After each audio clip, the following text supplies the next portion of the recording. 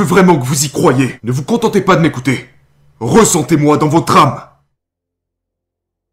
Croyez que vous pouvez gagner. L'analyse fondamentale selon Mark Douglas.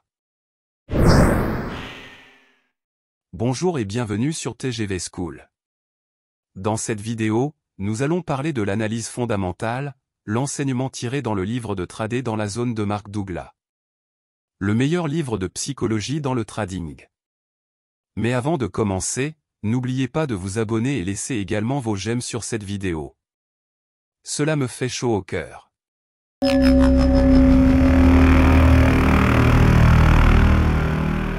Merci et commençons. Qui se souvient de l'époque où l'analyse fondamentale était considérée comme le seul moyen réel ou approprié de prendre des décisions commerciales? Lorsque j'ai commencé à trader en 1978, l'analyse technique n'était utilisée que par une poignée de traders, considérés par le reste de la communauté du marché comme, pour le moins, fous.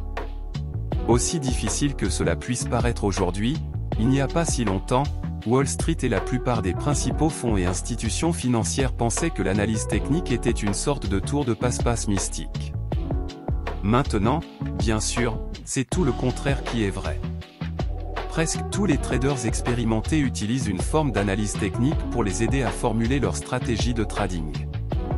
À l'exception de quelques petites poches isolées dans la communauté universitaire, l'analyse purement fondamentale a pratiquement disparu.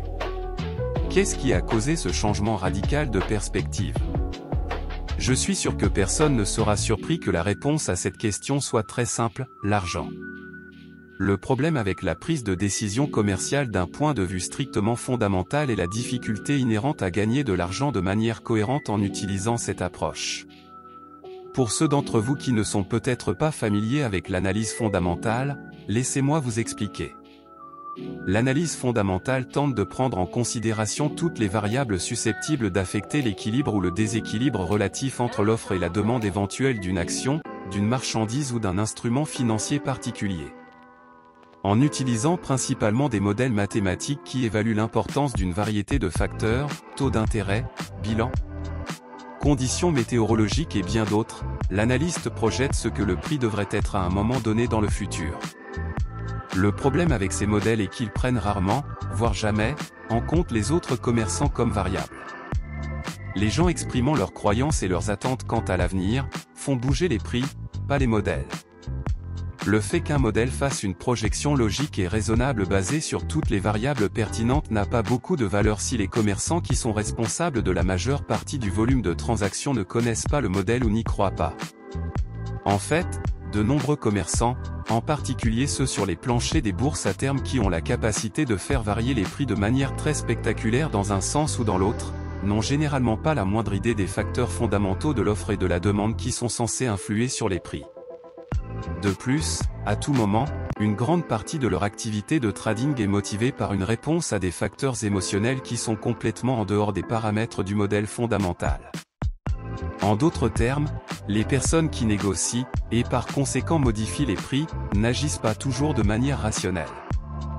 En fin de compte, l'analyste fondamental pourrait trouver qu'une prédiction sur l'endroit où les prix devraient être à un moment donné dans le futur est correcte.